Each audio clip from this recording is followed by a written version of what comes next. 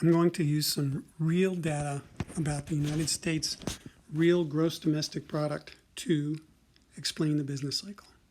Right here, you can see economic expansion, where the red line, potential GDP, is approximately the same as the blue line, which is current actual GDP.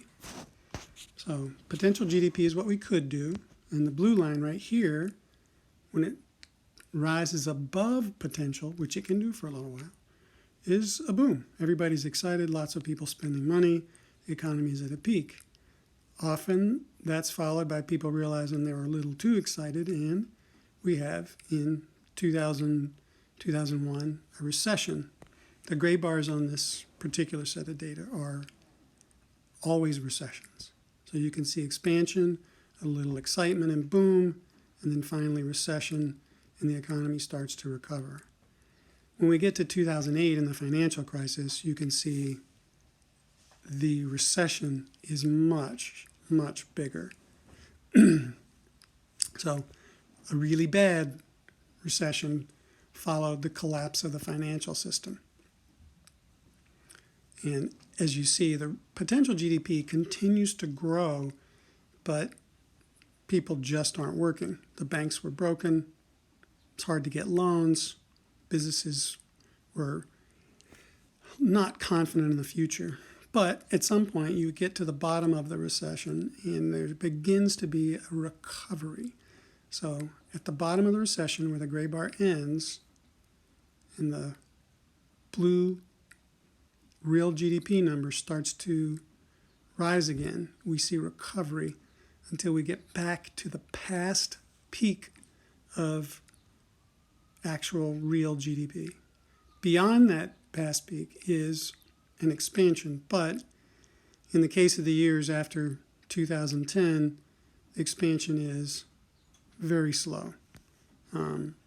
Banks are still broken. They're worried about lending. Consumers and businesses are not confident, so they're not borrowing money and spending. And so jobs are a little bit hard to come by, especially for people who were not able to offer the skills that the economy needed. So there you see, look about past 50 years, we come all the way up to the COVID crisis right here, and you can see the giant collapse in real GDP away from potential, but the shape is more like a V instead of what was really an L-shaped recovery in the 2008 crisis. So the economy has a huge decrease in GDP, but the recovery is much more rapid. And as you can see,